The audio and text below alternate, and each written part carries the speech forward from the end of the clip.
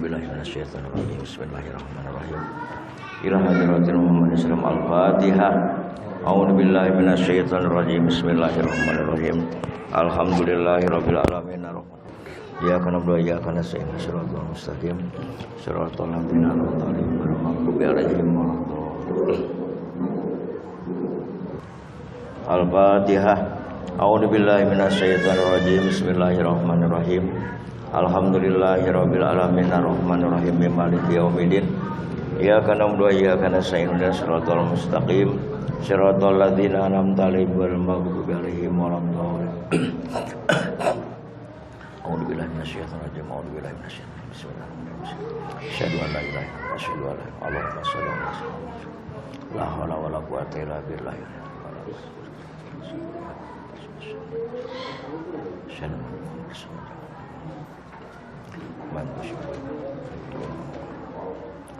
Al-Fatihah. A'udzu billahi minasyaitonir rajim. Bismillahirrahmanirrahim. Alhamdulillahirabbil alamin arrahmanir rahim maliki yaumiddin.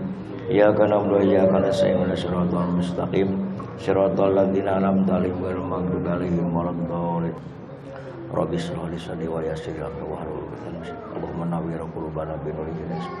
Abadan bi rahmatika ya arhamar rahimin. Allahumma shalli salatan kamilatan wa asyhadina wa tunal bi rabbi wa salahatin wa ala alihi bi rahmatin wa barakatuh. Assalamualaikum warahmatullahi wabarakatuh. Alhamdulillahirabbil alamin. Wassalatu wassalamu ala asyrofil anbiya'i wal mursalin wa ala alihi washabihi ajmain amma ba'du. Puji sareng syukur mangga urang sami-sami panjatkeun ka Allah Subhanahu wa taala anu mana parantos ngersakakeun ka urang sadaya tiasa ngempel ngariung di masjid dina raga urang ngalaksanakeun eta netepan berjamaah maghrib. Mudah-mudahan segala kegiatan urang sadaya, amal ibadah urang sadaya baik anu wajibna maupun anu sunnahna sing ditampi ku Allah Subhanahu wa taala. Oge rahmat cenderang salam dilimpahkeun ka junjungan urang sadaya Kangjeng Nabi Muhammad sallallahu alaihi wasallam. Ka kulawargina, ka para sahabatna, umumna mah ka urang sadayana, khususna nu ngariung di masjid. Para jamaah rahimakumullah, mangga dina malam rebaeuna urang ngabahas eta sikap urang mukmin kudu bener-bener ngamusuhan eta ka setan. Dawan Allah dina Al-Qur'an, a'udzubillahi minasyaitonir rajim. Bismillahirrahmanirrahim. Ya ayyuhalladzina amanu la tattabi'u khutuwatis syaiton wa may yattabi' khutuwatis syaitani ma innahu ya'muru bil fahsya'i wal munkar walaula fadlullahi 'alaikum wa rahmatuhu ma zaka minkum min ahadin abada walakinallaha yuzakki may yasha'u wallahu sami'un alim. Alayah anu pihartoseunana hejalma jalma anu mukmin haranjeun ulah nuturkeun langkah setan. Naon sababna? Setan mah ngajerumuskeun kana kamungkaran nitawah nitah kana pagawean anu goreng munkar.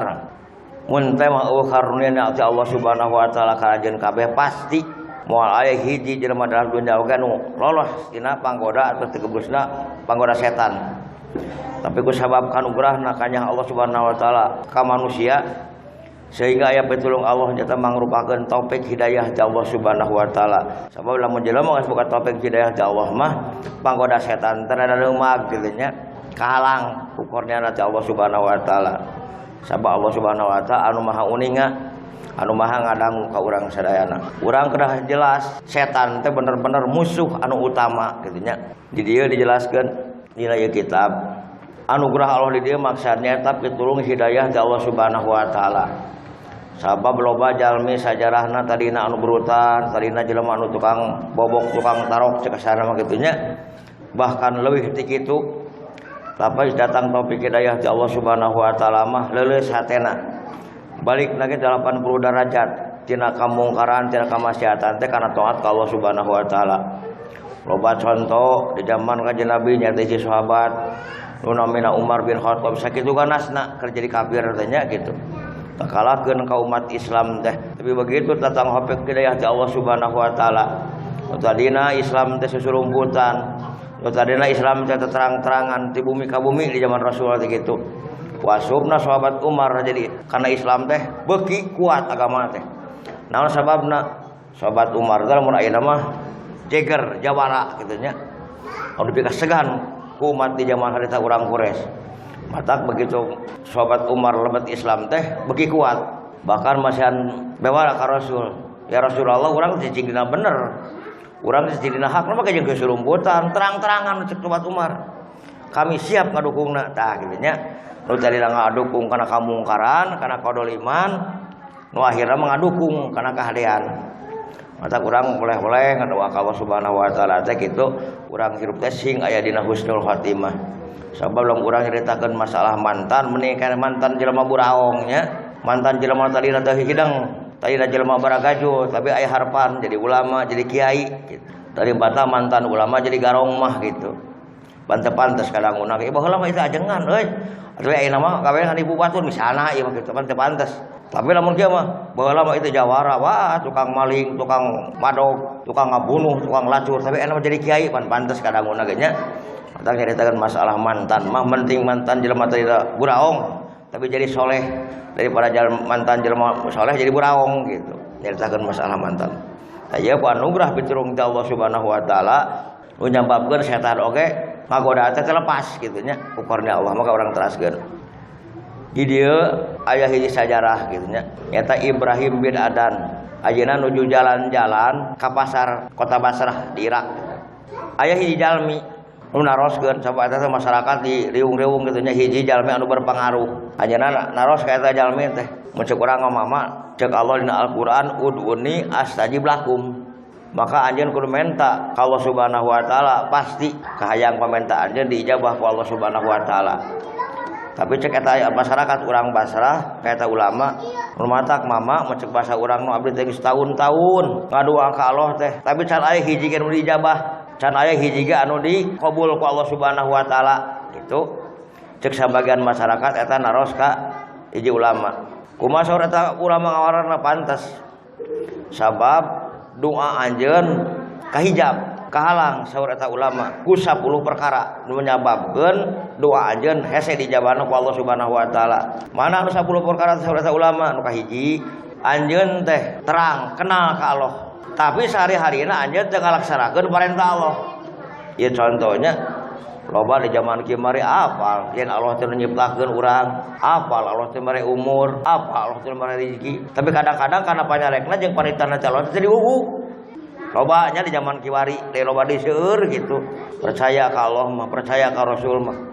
Tapi teu ngalaksanakeun parentahna atau nyegah laranganana. Hare-hare we gitu. Eta nu kahiji sareng ulama. Nu batak jawabkeun doa anjeun teu dijabah. Ongkoh wawuh ka Allah, ongkoh kenal ka Allah tapi teu ngalaksanakeun parentahna, teu nyegah laranganana. Nomor kaduana saur eta ulama, anjeun teh getol maca Quran, bahkan teu kaliwat unggal poe ge. Tapi kadang-kadang teu ngalaksanakeun eusina eta Al-Qur'an. Cek kasarna mah Al-Qur'an dibaca unggal poe tapi eusina digali kitu lah cek basa kurang Garut mah kitu. Cek Quran kudu amal ma'ruf nahi munkar. Tapi kadang-kadang nyataan ka hirupna mah amal munkar nahi ma'ruf.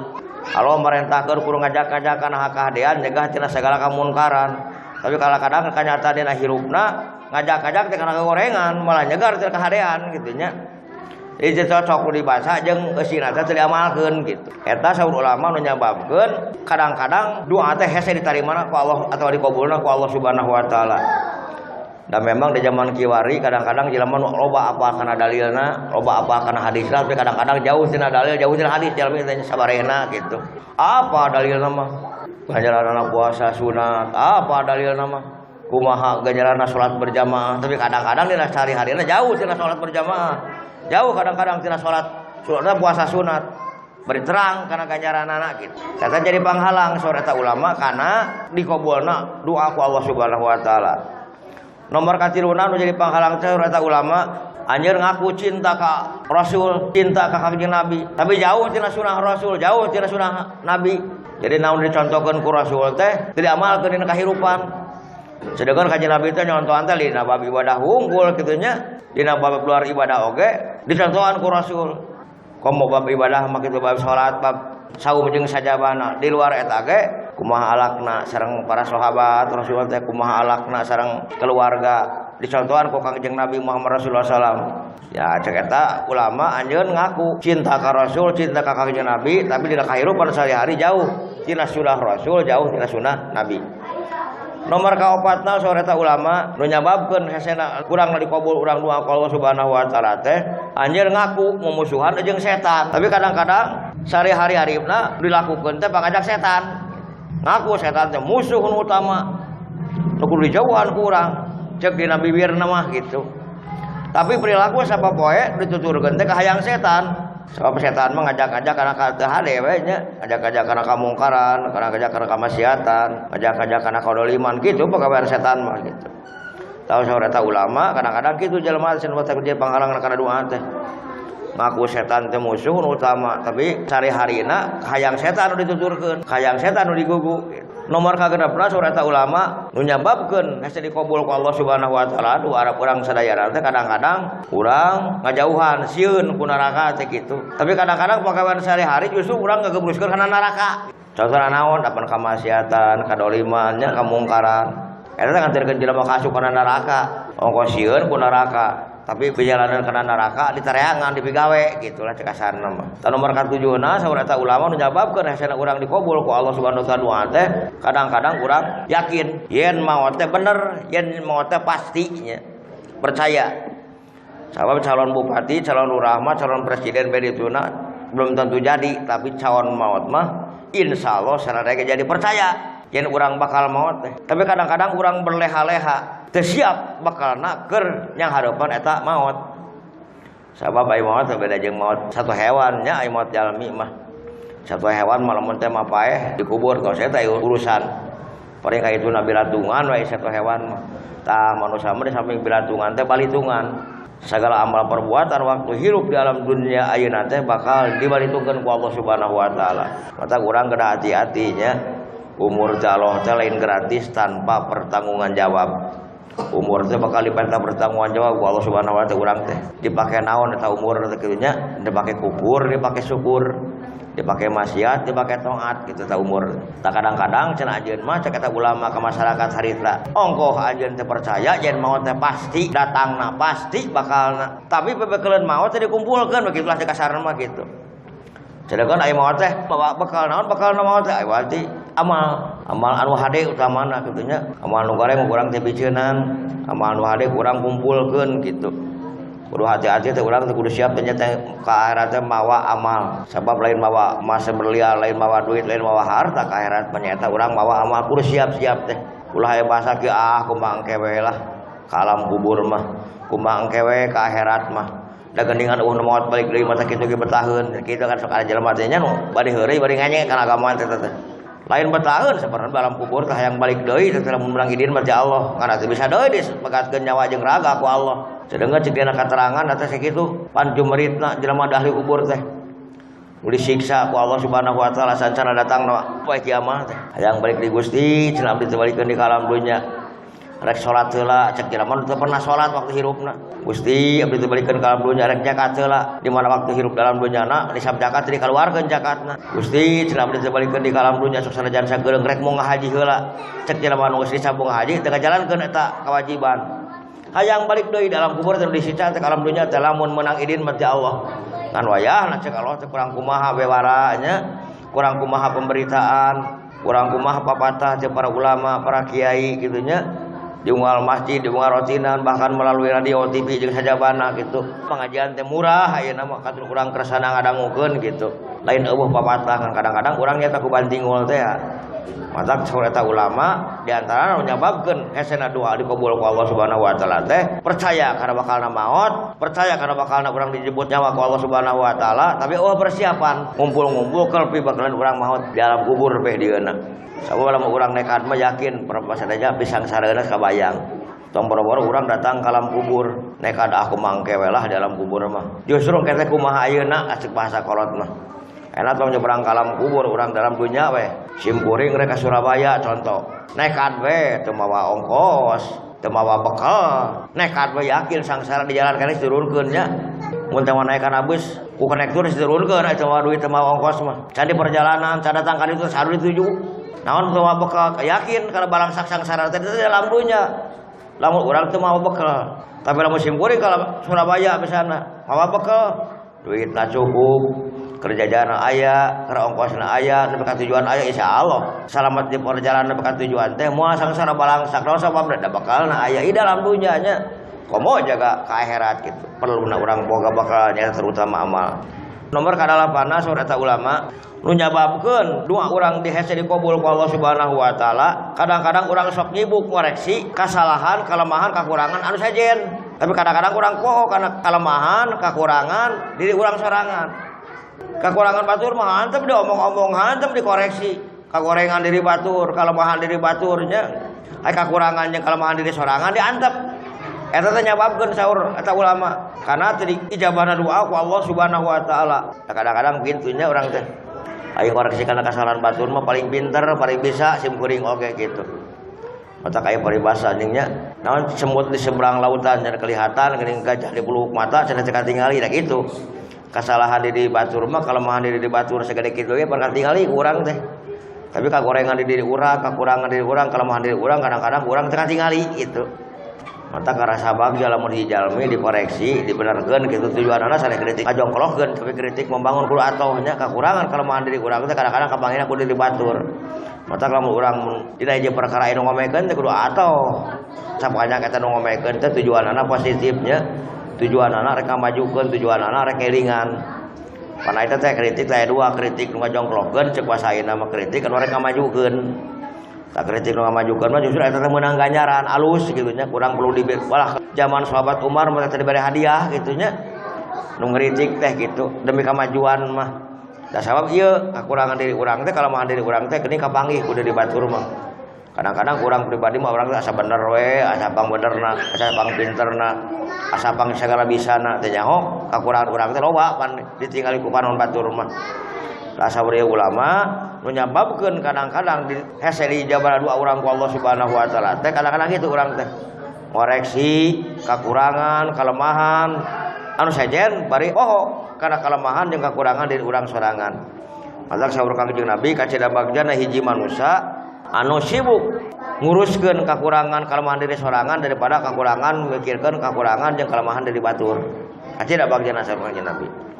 Nomor kasalapana saur ulama nyababkeun duana hese dikabul ku Allah Subhanahu wa taala teh kadang-kadang manusia loba dari mana kalimatan ti Allah Subhanahu wa taala tapi kadang-kadang mung syukur kana eta pamare nikmat ti Allah Subhanahu wa taala marukana urang hirup dalam dunya teh meureunan nu ngatur jadi sorangan we merenya kitu padahal tong boro-boro di luar badan urang ieu mah dina badan urang syukuraneun kabehnya contoh dina diri urang jasad urang sakitu urang dibere panon jeung awasna ku Allah teh dibere leumpang suku jeung leungkahna dibere leungeun jeung kepatna pan urang kitu nya dibere letah jeung rasana sakitu kanjeng Allah Subhanahu wa taala wae diri urang tapi kadang-kadang urang poho eta kalimatan ti Allah teh syukuran minimalna syukuran teh ngalaksanakeun parentah ti Allah jeung nyegah sagala dirarang ku Allah Subhanahu wa taala eta hiji ulama nyababkeun teh jabal doa teh kitu urang loba pamere nikmat Allah kadang-kadang mung syukur kana marena nyaeta Allah Subhanahu wa taala.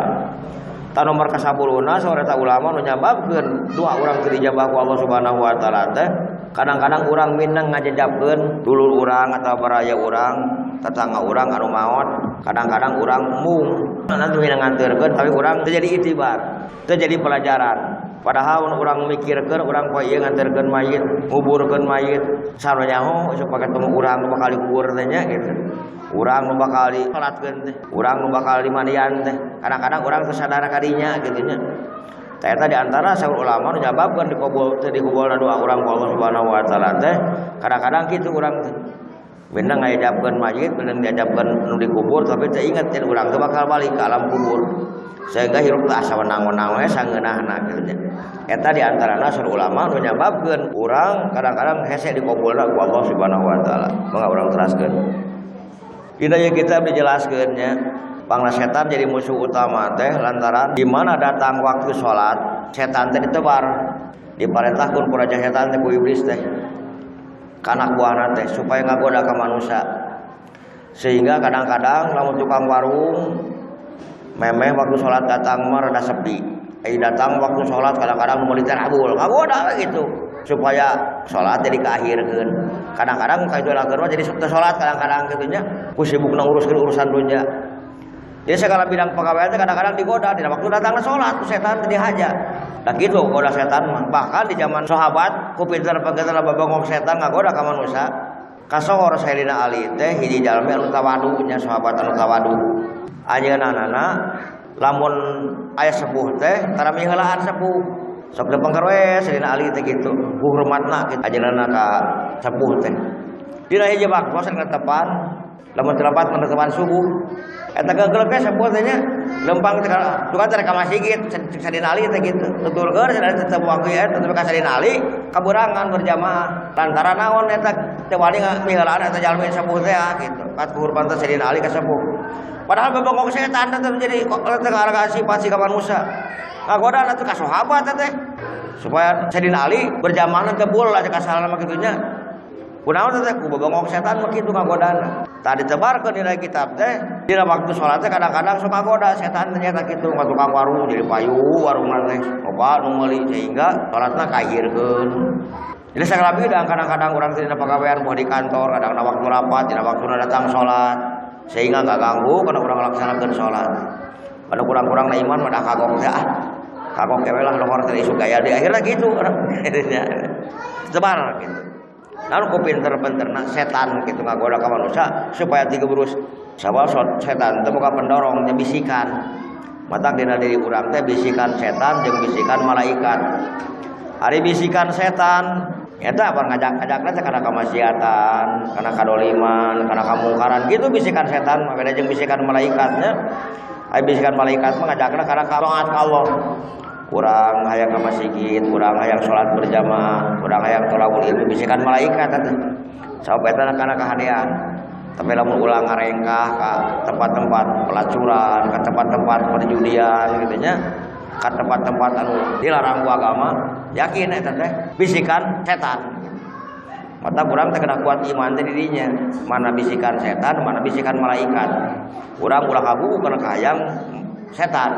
Sabab setan tadi lagi pernah ngagebruskeun hayang nyilakakeun. Bari kana udah mau tanggung jawab setan teh. Aya geus cilaka mah.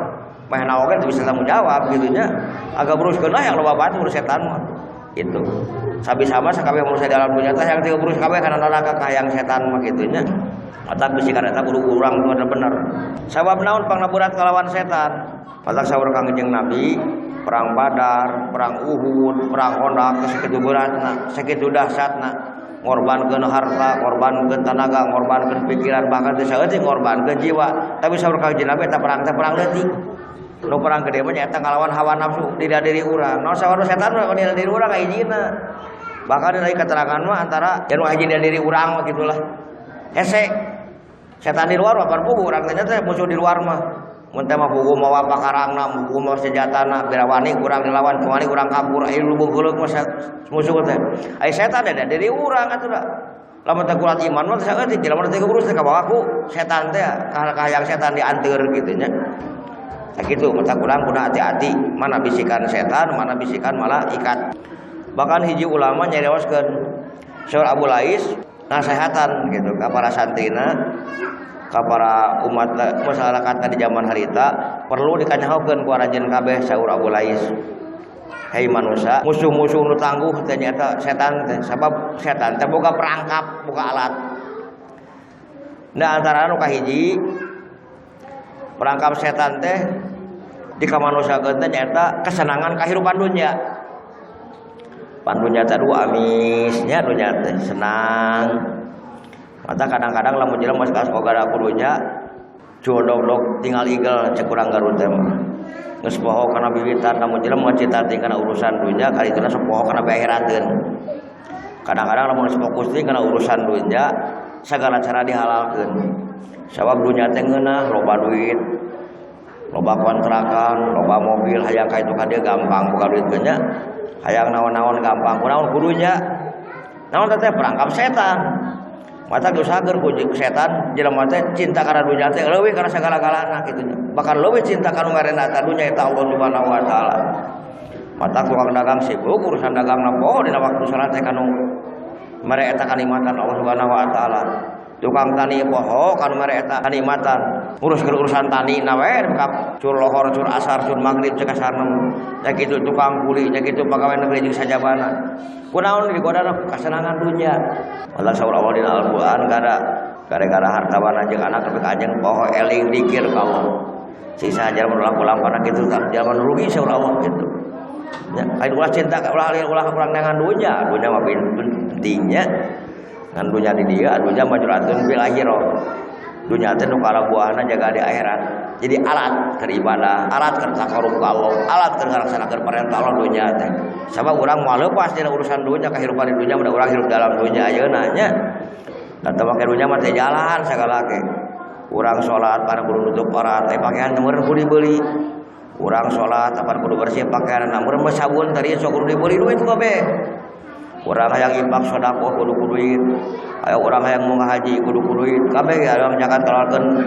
zakat harta kabeh kudu duit kan kade dunya teh dunya anu matak nyelametkeun urang di dunya dugieun ka akhirat urang dunya anu matak nyelakakeun tan maka hiji saurata ulama panggoda setan teh ditenteupkeun kana dunya pa jelema cinta kana dunya teh leuwih cinta kana sagala-galana gitu nomor kaduana perangkap setan anu kaduanya tah hawa nafsu urang aya dina diri urang gitu nya sabab hese ngendalikeun anaknya lamun urang teu boga iman mah lamun urang teu boga keyakinan mah kitu ka Allah Subhanahu wa taala sabab setan ngagodana dina jero awak urang tadi teh sakumaha gerotna musuh abdi luar masih kajian Nabi yang perang badar gak harus perang leutik tapi dina diri urang mah nyata ngalawan hawa nafsu perang gede sabab dina diri urang ayana tapi dia lagi dawan Al-Qur'an wa ma ubarri'u nafsi inna nafsa la amaratun bisu hawa nafsu teh kadang nyababkeun jelema ngalakukeun kajahatan ngalakukeun kamungkaran ku nafsu mah nya tah nafsu urang teh kudu diarahkeun jelema teh boga nafsu bahaya tuh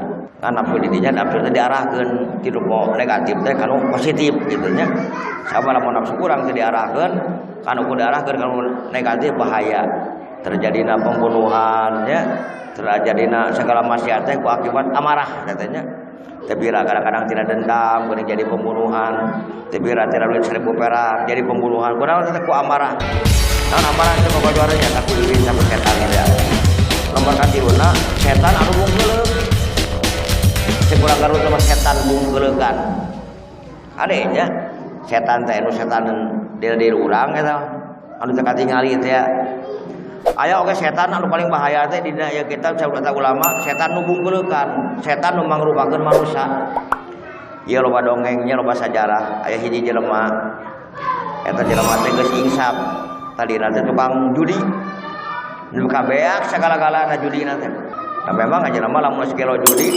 kadang-kadang selebar ngajual-naon aja perhiasan pamajikan dijual tapi ka kolor nu dipake ge wani ngajual jelema lamun sakilo ku judi segitu jelas dina Al-Qur'an ge nya judi teh diharamkeun ku agama teh tapi memang sajarahna jelema nu beunghar tina judi nya nu sangsara barangsak loba tina judi mah dina sajarah nu beunghar lain tina ladang judi ladang usaha Prabu Sutejo di urang beunghar ladang usaha Adnan Kasogi beunghar ladang usahanya itu loba jelema-jelema beunghar nu sukses dalam dunia itu lain ladang judi tapi ladang usaha nu beunghar tina judi tah caritana eta jelema anu judi teh insaf we insaf teh sebeak hartawanana tanah sebeak kan tinggal imah hiji-hijina tan dijual teh kaburu eling tar setan nu bungkeuleukan datang babaturanna tukang judi keneh tumben aja ajaran cara panggihan judi gitu sebutin kulit si insaf aya mah geus beak sagala-galana cenah rek eureun cenah masih tina judi teh karasa cenah untung tina judi gitu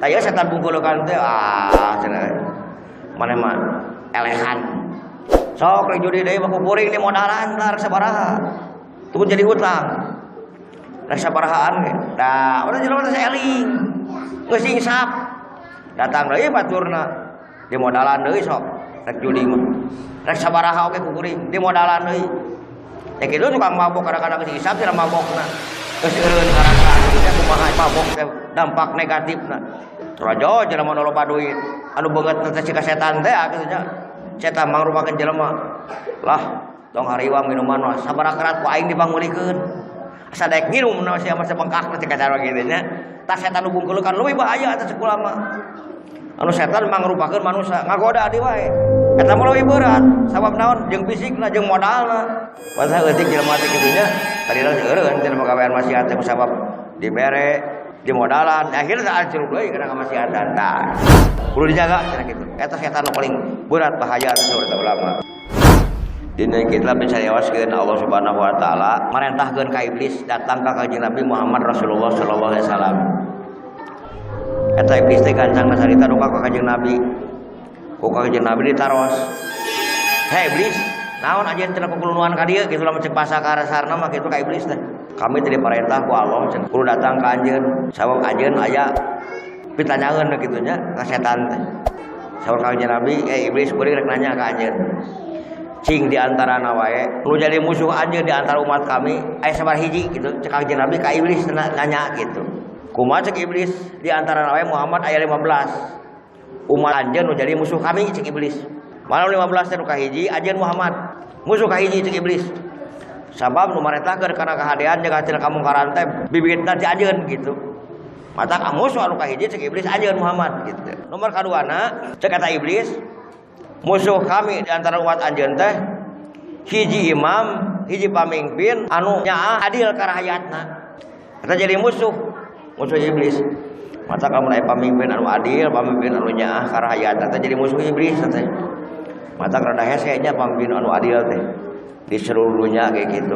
Aya mah aya rada hese pamimpin anu adil teh kitu nya ka rakyatna teh kitu.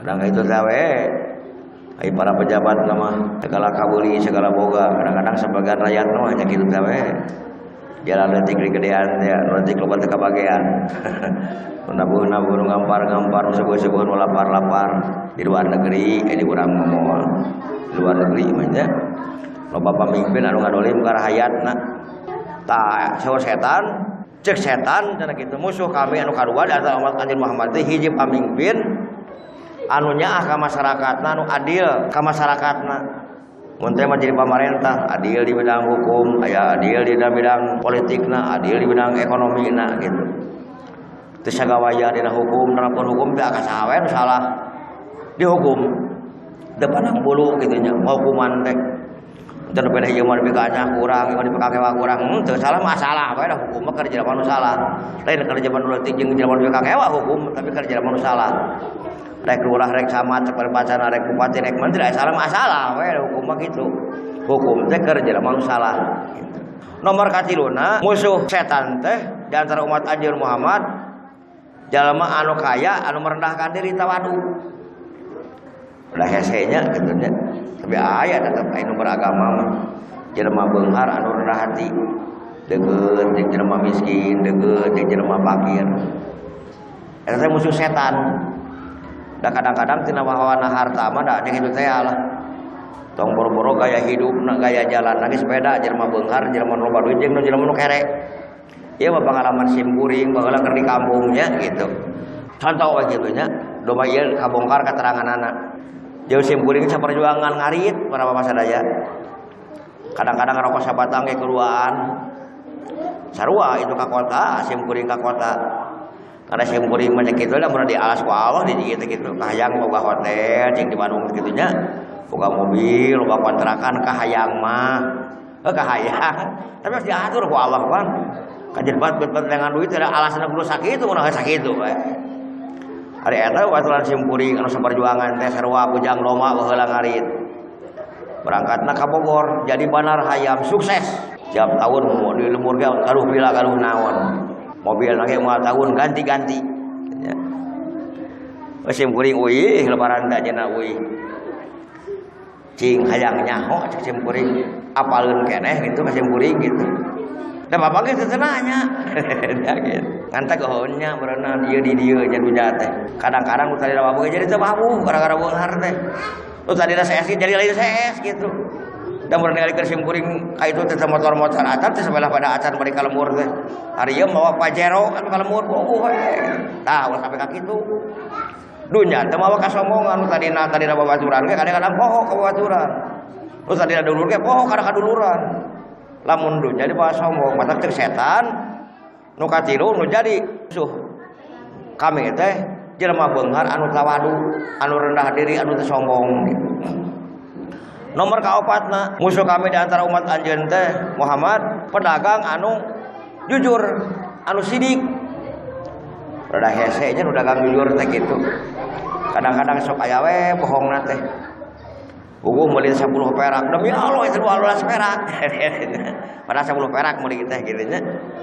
Padahal nolol batin itu udah kecar menang. Padahal nolol 10 perak batin teh. Kadang-kadang gitu. Entu sadayana wae jujur aya wae kitu nya. Ngan sebagian besar teh luar jujurna. Tapi pada dagang jujur mah ditimbangan terawani ngurangan, barang goreng abejakeun goreng. Barang alus bejakeun katingali alusna. Parlo pada zaman kiwari dagang teh kadang-kadang di luhur ti nu alus hadapna nu goreng. Pada ngasaan buah teh nu amis ditimbang nu haseum. Kalau di luar negeri ieu mah dikurang moal eueuh. Ieu di luar negeri kadang-kadang sabagian dagang kitu. Eta teh jujur. Nu jujur mah dibisu ku setan. Timbangan terawani ngurangan. Nu goreng bejakeun gorengna barang teh butut bejakeun bututna kitu nu alus bejakeun alusna kitu nya. Bukrak kitu. Nomor kalimana eta di antarana nomor kaopatna eta di antarana pedagang anu jujur. Nomor kalimana cek setan musuh kami di antara umat ajeun teh Muhammad jelema nu alim luhung ilmu khusyuk dina salatna.